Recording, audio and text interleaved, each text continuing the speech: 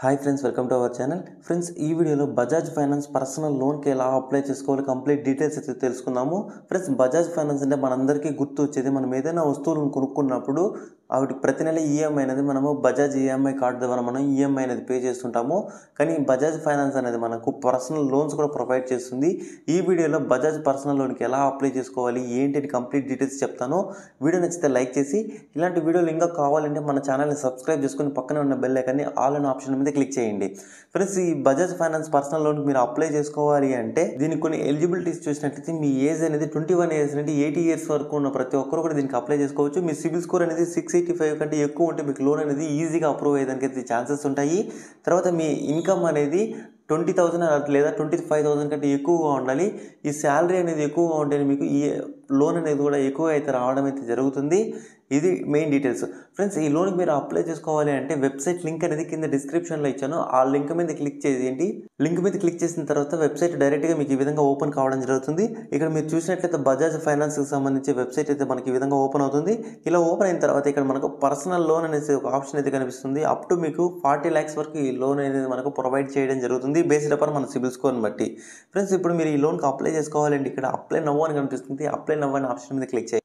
Apply now అనే option మీద click చేసిన తర్వాత మీరు ఫస్ట్ ఇక్కడ సైన్ ఇన్ అయితే కావాల్సి ఉంటుంది. ఇక్కడ మీ మొబైల్ నెంబర్ అని అడుగుతుంది. మొబైల్ నెంబర్ అనేది ఎంటర్ చేసిన తర్వాత గెట్ ఓటీపీ అని కనిపిస్తుంది. ఓటీపీ అనే ఆప్షన్ మీద క్లిక్ చేయండి. గెట్ ఓటీపీ మీద క్లిక్ చేసిన తర్వాత మీకు ఇక్కడ మీ మొబైల్ నెంబర్కి ఓటీపీ వస్తుంది. ఆ ఓటీపీ అనేది ఇక్కడ ఎంటర్ చేయండి. ఎంటర్ చేసిన తర్వాత సబ్మిట్ అనే ఆప్షన్ మీద క్లిక్ చేయండి. తర్వాత ఇక్కడ మీకు మీ పర్సనల్ డీటెయిల్స్ అయితే అడుగుతుంది. మీ ఫస్ట్ నేమ్ ఇవ్వాలి, మీ లాస్ట్ నేమ్ ఇవ్వాలి. యాజ్ పర్ పాన్ కార్డులో మీ నేమ్ అనేది ఏ విధంగా ఉంటే ఆ విధంగా ఇక్కడ టైప్ చేయండి.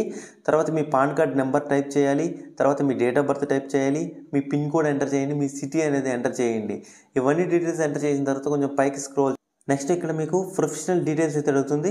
ఇక్కడ మీరు శాలరీ పర్సన్స్ అయితే శాలరీ అని సెలెక్ట్ చేసుకోండి. సెల్ఫ్ ఎంప్లాయిడ్ అయితే సెల్ఫ్ ఎంప్లాయిడ్ అని సెలెక్ట్ చేసుకోండి. ఇన్ కేస్ మీరు శాలరీ పర్సన్ అని సెలెక్ట్ చేసుకుంటే మీకు ప్రతి నెల టేక్ హోమ్ శాలరీ ఎంత వస్తుంది అంటే మీకు ప్రతి నెల బ్యాంక్ అకౌంట్ లేదా శాలరీ పడుతుందో అంత శాలరీ అనేది టైప్ చేయండి. తర్వాత టోటల్ మంత్లీ ఈఎంఐస్ ఎగ్జిస్టింగ్ అంటే ఇంతకుముందు ప్రీవియస్గా మీరు ఏదైనా ఈఎంఐస్ పే చేస్తుంటే ఆ టోటల్ ఇంతకుముందు ప్రీవియస్గా మీరు ఏదైనా ఈఎంఐస్ పే చేస్తుంటే ఎంత అమౌంట్ పే చేస్తున్నారో అంత అమౌంట్ అనేది ఇక్కడ టైప్ చేయాలి. తర్వాత మీరు వర్క్ చేస్తున్న కంపెనీ ఏంటి, కంపెనీ నేమ్ టైప్ చేయండి. తర్వాత అఫీషియల్గా మనకు ఆఫీస్ పిన్ కోడ్ అయితే ఉంటుంది కదా, ఆఫీస్ పిన్ కోడ్ అనేది ఎంటర్ చేయాల్సి ఉంటుంది. ఆఫీస్ పిన్ కోడ్ అనేది ఎంటర్ చేసిన తర్వాత కింద చెక్ అని కనిపిస్తుంది. చెక్ అనే ఆప్షన్ మీద క్లిక్ చేయండి. మీరు సెల్ఫ్ ఎంప్లాయిడ్ సెలెక్ట్ చేసుకుంటే మీ ఆక్యుపేషన్ ఏంటి, తర్వాత మీ యాన్యువల్ ఇన్కమ్ ఎంత వస్తుంది అనేసి ఈ రెండు డీటెయిల్స్ అయితే ఎంటర్ చేసి కింద మనకు చెక్ ఆఫర్ అని కనిపిస్తుంది. ఈ ఆఫర్ అనే ఆప్షన్ మీద క్లిక్ చేయండి. ఇప్పుడు మీరు శాలరీ పర్సన్ అయితే శాలరీకి సంబంధించి డీటెయిల్స్ ఫిలప్ చేయాలి. సెల్ఫ్ ఎంప్లాయిడ్ అయితే సెల్ఫ్ ఎంప్లాయిడ్కి సంబంధించి డీటెయిల్స్ అనేది ఫిలప్ చేయాలి. ఇవి మీరు ఏదైతే ఆ డీటెయిల్స్ ఫిలప్ చేసిన తర్వాత చెక్ ఆఫర్ మీద క్లిక్ చేయండి. చెక్ ఆఫర్ మీద క్లిక్ చేసిన తర్వాత వాళ్ళు మీ సిబిల్ స్కోర్ ఏంటి, మీకు ఎగ్జిస్టింగ్ లోన్స్ ఏమైనా ఉన్నాయా, మీ పాన్ కార్డ్ మీద ఏమేమి డీటెయిల్స్ ఉన్నాయని అన్నీ చెక్ చేసిన తర్వాత మీరు ఎంత లోన్కి అయితే ఎలిజిబిలిటీ ఉంటారో అంత లోన్ అమౌంట్ అనేది మీకు ఈ విధంగా చూపిస్తుంది. ఇక్కడ మనకు మీరు అమౌంట్ అనేది ఒకవేళ ఇంత లోన్కి ఇప్పుడు 9 లక్షల రూపాయలు ఎలిజిబిలిటీ చూపించింది. ఒకవేళ మీకు ఇప్పుడు ఇక్కడ 9 లక్షల రూపాయలు ఎలిజిబిలిటీ చూపించింది. ఒకవేళ మీకు 9 లక్షలు కావాలంటే మీరు డైరెక్ట్గా లోన్ అనేది డైరెక్ట్గా ప్రొసీడ్ మీద క్లిక్ చేయొచ్చు. లేదంటే మీరు అమౌంట్ అనేది ఇంకా తగ్గించుకోవాలి అంటే మనకి ఇక్కడ అమౌంట్ అనేది మీరు ఇక్కడ టైప్ చేసుకుంటే మీకు ఎంత కావాలంటే మీరు అంత తీసుకోవచ్చు. తర్వాత ఇక్కడ మనకు ప్రిఫర్డ్ వేరియంట్ అని కనిపిస్తుంది కదా, మనకు term loan, flexi term loan, hybrid loan అనేసి కనిపిస్తూ ఉంటుంది. ఇక్కడ మనకు ఫస్ట్ మనకు ఫ్లెక్సీ హైబ్రిడ్ అని కనిపిస్తుంది. ఈ ఫ్లెక్సీ హైబ్రిడ్ అంటే ఏంటంటే మనకు యాన్యువల్ ప్రిన్సిపల్ అమౌంట్ అంటే మనకు అసలు అమౌంట్తో ఇంట్రెస్ట్ ఇట్లా సపరేట్గా పే చేయాలా. లేకపోతే ఇక్కడ ఫ్లెక్సీ టర్మ్ లోన్ ఉంటుంది. ఫ్లెక్సీ టర్మ్ లోన్ అంటే మనం ఓన్లీ ఇంట్రెస్ట్ ప్రిన్సిపల్ అమౌంట్ మొత్తం పే చేయొచ్చు. లేకపోతే మనకు ఫ్లెక్సీ హైబ్రిడ్ లోన్ అంటే మనకు ఫస్ట్ అసలు మాత్రం పే చేసి తర్వాత ఏంటి ఇంట్రెస్ట్ అనేది పే చేయొచ్చు. ఇట్లా కొన్ని ఆప్షన్స్ అయితే ఉంటాయి. మీకు ఏ ఆప్షన్ కావాలంటే మీరు ఆప్షన్ అనేది సెలెక్ట్ చేసుకోండి. సెలెక్ట్ చేసుకున్న తర్వాత మీరు పైన సెలెక్ట్ చేసుకున్న ఆప్షన్ బట్టి మనకు మంత్లీ ఈఎంఐ అనేది ఎంత పే చేయాలని క్లియర్గా డీటెయిల్స్ అయితే చూపిస్తుంది. ఇప్పుడు మీరు ఇక్కడ నేను ఫ్లెక్సీ టర్మ్ లోన్ అనేసి ఫ్లెక్సీ టర్మ్ లోన్ సెలెక్ట్ చేస్తే మనకు మా ఈఎంఐ అమౌంట్ మనకు ఇంట్రెస్ట్ ప్లస్ ప్రిన్సిపల్ అమౌంట్ ఏదైతే ఉందో 18,545 రూపీస్ అయితే మనం మంత్లీ పే చేయాల్సి ఉంటుంది. 72 ఈఎంఐస్ అయితే పే చేయాలి. లేదంటే నేను flexi hybrid term loan select చేసుకున్నట్లయితే నేను 96 మంత్స్ పే చేయాలి. ఫస్ట్ మనము ఈఎంఐస్ ఏవైతే ఉన్నాయో ఆ ఈఎంఐస్తో పాటు అడిషనల్ ఇంట్రెస్ట్ ఏదైతే ఉంటుందో ఆ ఇంట్రెస్ట్ మొత్తం పే చేయాల్సి ఉంటుంది. మీకు ఇక్కడ మీరు ఏది కావాలంటే అది సెలెక్ట్ చేసుకొని ప్రొసీడ్ అనే ఆప్షన్ మీద క్లిక్ చేయండి. ప్రొసీడ్ మీద క్లిక్ చేసిన తర్వాత కేవైసీ కంప్లీట్ చేయమని అయితే మీకు ఈ విధంగా ఓపెన్ అవుతుంది.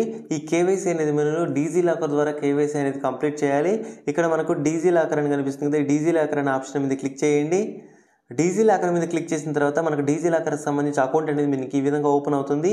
ఇక్కడ మీకు మొబైల్ అనేది కనిపిస్తుంది కదా, మీరు ఇక్కడ ఆధార్ అనే ఆప్షన్ మీద క్లిక్ చేయండి. క్లిక్ చేసిన తర్వాత ఇందులో ఆల్రెడీ మీకు డీజీ లాకర్లో అకౌంట్ ఉంటే మీ ఆధార్ నెంబరు అలాగే మీకు ఒక పిన్ నెంబర్ ఉంటుంది. ఆ పిన్ నెంబర్ అనేది ఎంటర్ చేసి సైన్ ఇన్ ఆప్షన్ మీద క్లిక్ చేయండి. ఇన్ కేస్ మీకు డీజీ లాకర్లో అకౌంట్ లేకపోతే ఇక్కడ సైన్ అప్ అని కనిపిస్తుంది ఆప్షన్ మీద క్లిక్ చేస్తే మీకు వేరే పేజ్ అయితే ఓపెన్ కావడం జరుగుతుంది. ఆ పేజ్లో మీరు డీజీ లాకర్ అకౌంట్ అనేది క్రియేట్ చేసుకోవాలి. మీ Aadhaar number, date of birth, mobile number ఇవన్నీ ఎంటర్ చేసిన తర్వాత ఓటీపీ వస్తుంది. ఆ ఓటీపీతో వెరిఫై చేస్తే మీకు 6 డిజిట్ పిన్ కోడ్ అనేది ఒకటి సెట్ చేసుకోమంటుంది. ఆ కోడ్ అనేది సెట్ చేసుకుంటే మీకు డీజీ లాకర్ అకౌంట్ అయితే ఓపెన్ కావడం జరుగుతుంది. తర్వాత ఇక్కడ మళ్ళీ మీకు ఇక్కడ ఈ విధంగా ఓపెన్ అవుతుంది. ఇక్కడ మీరు ఆధార్ నెంబరు ఇన్సెట్ మీరు ఏదైతే సెట్ చేసుకున్నారో ఆ 6 డిజిట్ పిన్ నెంబర్ అనేది ఎంటర్ చేసిన తర్వాత సైన్ ఇన్ అనే ఆప్షన్ మీద క్లిక్ చేయండి. సైన్ ఇన్ మీద క్లిక్ చేసిన తర్వాత మీ ఆధార్ లింక్ అయిన మొబైల్ నెంబర్కి ఓటీపీ వస్తుంది. ఆ ఓటీపీ అనేది మీరు ఇక్కడ ఎంటర్ చేసి సబ్మిట్ అనే ఆప్షన్ మీద క్లిక్ చేయండి. సబ్మిట్ మీద క్లిక్ చేసిన తర్వాత డీజీ లాకర్కి సంబంధించి ఇక్కడ కొన్ని పర్మిషన్స్ అనేది ఇక్కడ అలో అని కనిపిస్తుంది. అలో అనే ఆప్షన్ మీద క్లిక్ చేయాలి. అలో మీద క్లిక్ చేసిన తర్వాత ఇక్కడ మీకు 2 డాక్యుమెంట్స్ అయితే చూపిస్తుంది.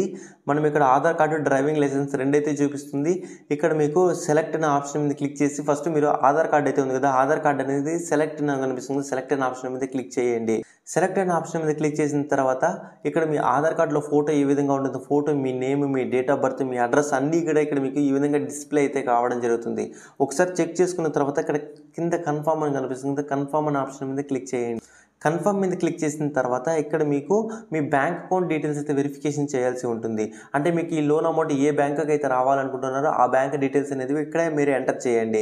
అకౌంట్ హోల్డర్ నేమ్ అనేది ఎంటర్ చేయండి. ఐఎఫ్ఎస్సి కోడ్ అనేది ఎంటర్ చేయండి.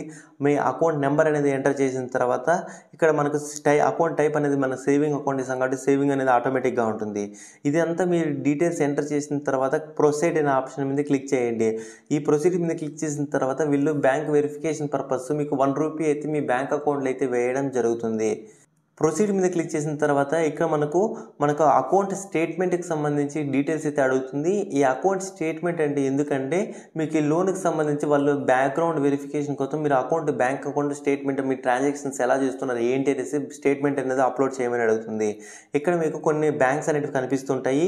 ఈ బ్యాంక్స్లో మీ బ్యాంక్ ఉన్నట్లయితే మీరు డైరెక్ట్గా మీ బ్యాంక్ అనేది సెలెక్ట్ చేసుకోండి. ఒకవేళ మీ బ్యాంక్ ఇక్కడ లేదు అన్నట్లయితే ఇక్కడ సెలెక్ట్ బ్యాంక్ అనే ఆప్షన్ మీద క్లిక్ చేయండి. బ్యాంక్ మీద క్లిక్ చేస్తే అన్ని బ్యాంక్స్ అయితే మనకి ఈ విధంగా కనిపిస్తాయి. మీరు ఏ బ్యాంక్లో మీకు అకౌంట్ ఉంటే మీరు ఆల్రెడీ ఎగ్జిస్టింగ్ అకౌంట్ యూజ్ చేస్తుంటారో ఎక్కువ ట్రాన్సాక్షన్స్ మీరు ఏ బ్యాంక్లో అయితే చేస్తుంటారో ఆ బ్యాంక్ అనేది సెలెక్ట్ చేసుకోవాలి. సెలెక్ట్ చేసుకున్న తర్వాత ఇక్కడ మనకు అగ్రిగేటర్ అనేది ఇక్కడ ఒక ఆప్షన్ ఉంటుంది. ఇక్కడ ఆప్షన్ మీద మీరు ఎనేబుల్ చేసుకున్న తర్వాత ప్రొసీడ్ అనే ఆప్షన్ మీద క్లిక్ చేయండి. ప్రొసీడ్ అనే ఆప్షన్ మీద క్లిక్ చేసిన తర్వాత మీకు ఏ బ్యాంక్ అకౌంట్ అయితే మీరు సెలెక్ట్ చేసుకుంటారో ఆ బ్యాంక్ అకౌంట్కి సంబంధించి నెట్ బ్యాంకింగ్ లేదా డెబిట్ కార్డ్ డీటెయిల్స్ మీరు లాగిన్ అవ్వాల్సి ఉంటుంది.